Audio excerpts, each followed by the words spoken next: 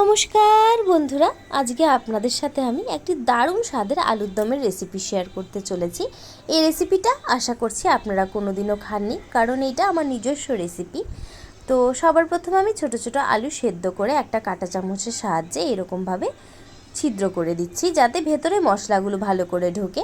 তারপর একটা বাটি নিয়ে নিয়েছি, তার মধ্যে নিয়ে নিয়েছি 1 চামচ পোস্ত, নিয়ে নিয়েছি কটা কাজু বাদাম। এবার আমি একটা ভিজিয়ে একটা সুন্দর পেস্ট বানিয়ে নেব। আর এখানে আরেকটা পেস্ট বানাতে হবে, যার জন্য আমার লাগছে একটা টমেটো আর লাগছে আদা কাঁচা লঙ্কা। আমি সমস্ত জিনিসগুলো পেস্ট বানিয়ে নেব। আমি পেস্ট বানিয়ে নিয়েছি।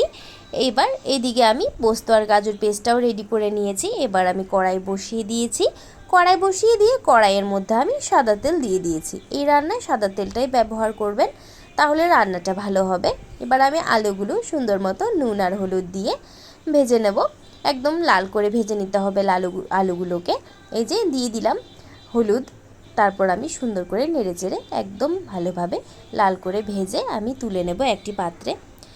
একটু সময় নিয়ে ভাজবেন আর গ্যাসের ফ্লেমটা লোতে রাখবেন, তাহলে আলুগুলো সুন্দর মতো ভাজা হবে আর ভেতরে নুনটাও ঢুকে যাবে। এবার আমি তুলে নিয়েছি সমস্ত আলুগুলো। এবার ওই কড়াইতে আমি আরেকটু পরিমাণে তেল দিয়ে দিলাম। তেল দিয়ে ফোড়নে দিয়ে দেবো সামান্য গোটা গরম মশলা আর জিরে। এই যে গোটা গরম মশলা দিয়ে দিয়েছিলাম এলাচ, দারচিনি, আর দিয়েছিলাম লবঙ্গ আর গোলমরিচ, আর তার সাথে দিয়েছি জিরে ফোড়ন।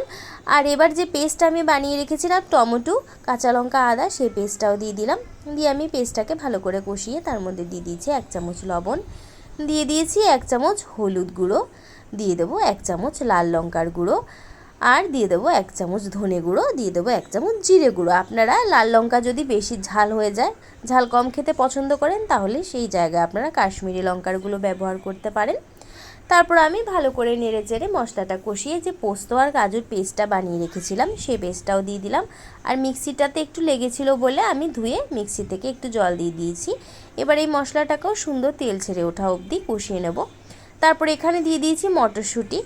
আমি মটরশুঁটিগুলো দিয়ে এবার আমি যে আলুগুলো ভেজে রেখেছিলাম সেই আলুগুলো দিয়ে দিলাম। দিয়ে ভালো করে নাড়াচাড়া দিয়ে একদম টকবক করে ফুটে ওঠা জল এখানে ব্যবহার করতে হবে। এই রান্নাটায় ঠান্ডা জল কিন্তু ব্যবহার করবেন না, তাহলে রান্নার স্বাদটা একদমই নষ্ট হয়ে যাবে। এবার আমি ভালো করে তরকারিটাকে ফুটিয়ে নেব। ফুটিয়ে নিয়ে আমি একটুখানি চিনি এই সময় দিয়ে দেব। চিনি দিলে আলুর দমটা খেতে খুবই দারুণ লাগে। এবার আমি ঢাকা দিয়ে মোটামুটি 5 থেকে 7 মিনিট মতো রান্না করে নেব। আর মাঝে মাঝে আমি ঢাকনা খুলে চেক করে নিয়েছিলাম। এবারে আমি একটুখানি আলুর দমের মশলা ব্যবহার করেছি। এখানে বাজারেই কিনতে পাওয়া যায়, এভারেস্টেরও আছে, তারপর সানরাইসেরও পাওয়া যায়, আপনারা যে কোনো একটা ব্যবহার করতে পারেন। এবার আমি আরেকটু সামান্য রান্না করে তার মধ্যে 1 চামচ ঘি দিয়ে দেবো।